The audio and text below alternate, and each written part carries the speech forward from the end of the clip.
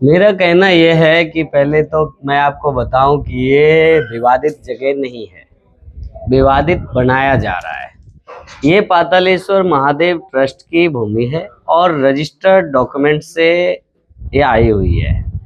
और जो हमारे परम पूज्य रविशंकर गगुभाई त्रिवेदी हैं, ये शुरू से ही आध्यात्मिक विचार के व्यक्ति हुए, व्यक्तित्ववान व्यक्ति हुए, पढ़े लिखे विद्वान व्यक्ति हुए।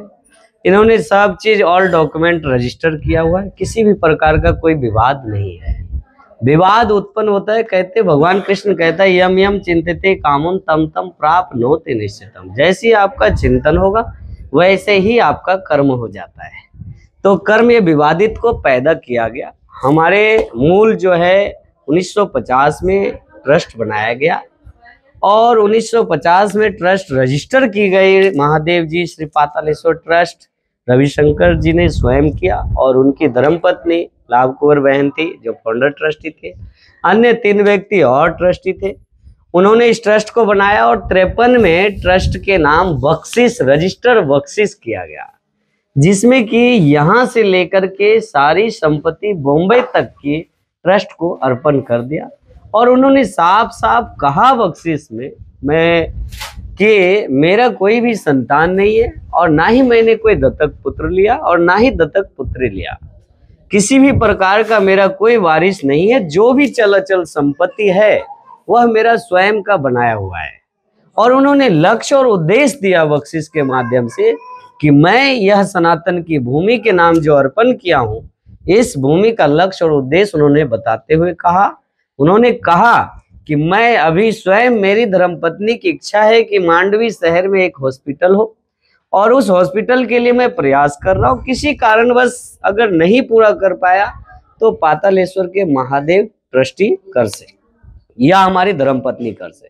आज हमारा यही है कि आज हमने माता के लाभ कुंवर के लिए और हमारे परम पूज्य रविशंकर के लिए आत्म शांति के लिए, मैंने अपने पिछले देखा होगा कि पीछे भी हमने उनके लिए पिंडदान किया दरबुरी में, और उसके बाद नासिक में हमने उनके लिए पिंडदान किया।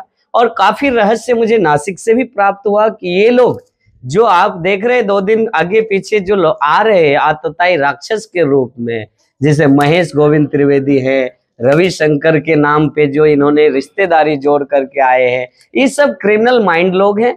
इन्होंने 57 में 56 में उन्होंने रविशंकर की हत्या की, 57 में उन्होंने लाभ कुंवर की हत्या की और फर्जी बीवी बनने के लिए उन्होंने कोरे कागज का बिल का इस्तेमाल किया और कोई लावारिस नहीं होने के कारण उस मुकदमे से वो वही हो गए और रिहा होने के बाद सारी संपत्ति पे कब्जा किया। और मैं बताऊं कि उनकी आत्म शांति के लिए जो हमने सत्यनारायण की पाठ ब्राह्मण के मुखारविंद से सत्यनारायण की पाठ, नवग्रह का हवन, उनके सुख शांति समृद्धि के लिए, उनकी आत्म चेतना को शांति के लिए मैंने यह कार्य किया।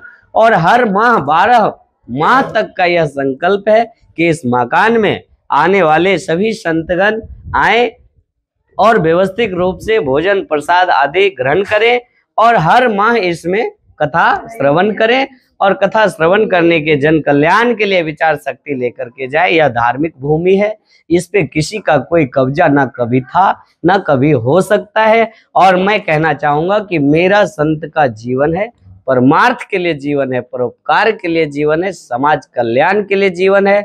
मैं कोई गुंडे या मवाली नहीं हूँ जिन शब्दों का वो प्रयोग करते हैं। मेरा व्यक्तिगत कोई स्वार्थ नहीं है। यह संस्था ट्रस्ट की भूमि है, ट्रस्ट रजिस्टर है, डॉक्यूमेंट रजिस्टर है और इन सब आतताइयों के पीछे मुकदमेबाजी चल रहे, ये सब एंटीसिपेटरी बेल पे हैं, ये सब मुजरिम किस्म के व्यक्ति हैं। इनकी इतिहास आपराधिक है, इनके बाप दादों ने कत्ल किया, संपत्ति के लिए जीवन भर इन्होंने पापर वेला है।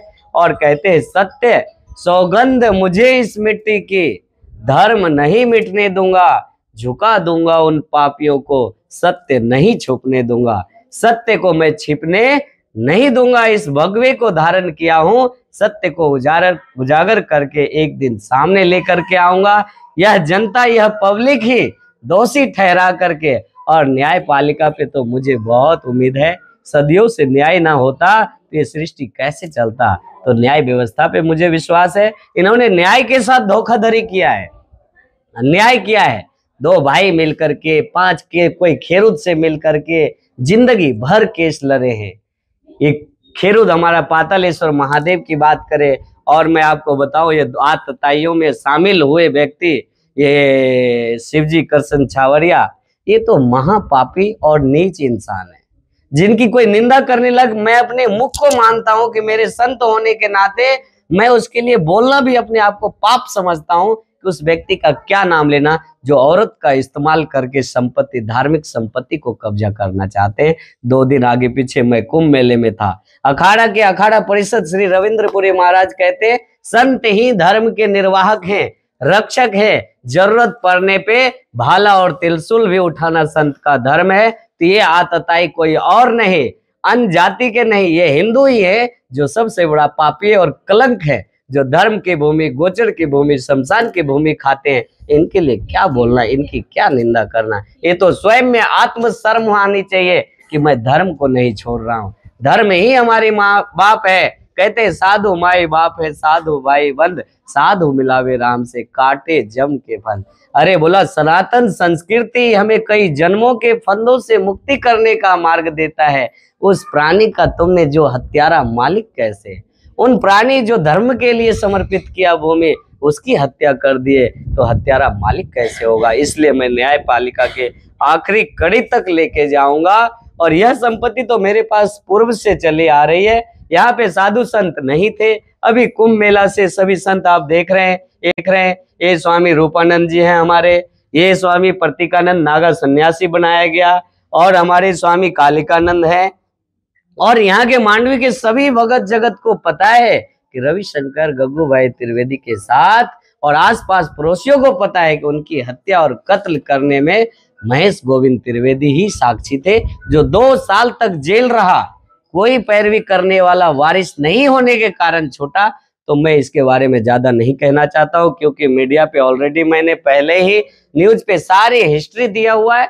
और कोर्ट कानून की व्यवस्था और प्रशासन का मैं सम्मान करता हूं कि ऐसे आतताई पे रोक लगाए, ऐसे आतताई राक्षसों के ऊपर विचार करें कि धार्मिक भूमियों की रक्षा करना आपका धर्म है और हम उसके माध्यम है, केवल हमारा कोई व्यक्तिगत स्वार्थ नहीं।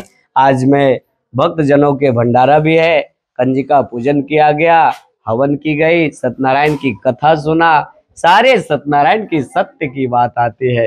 तो मैं सत्य और निष्ठा और पवित्रता से ट्रस्ट का निर्वहन कर रहा हूं और आगे करता रहूंगा। मेरा सौभाग्य है कि महादेव ने मुझे इस 5वीं 6ठी पीढ़ी में मुझे चुना हुआ है, और मैं इस धर्म की भूमि को बचाने के लिए आखिरी छोर तक न्याय के दरवाजे खटखटाता रहूंगा और न्याय के ऊपर ही चलता रहूंगा।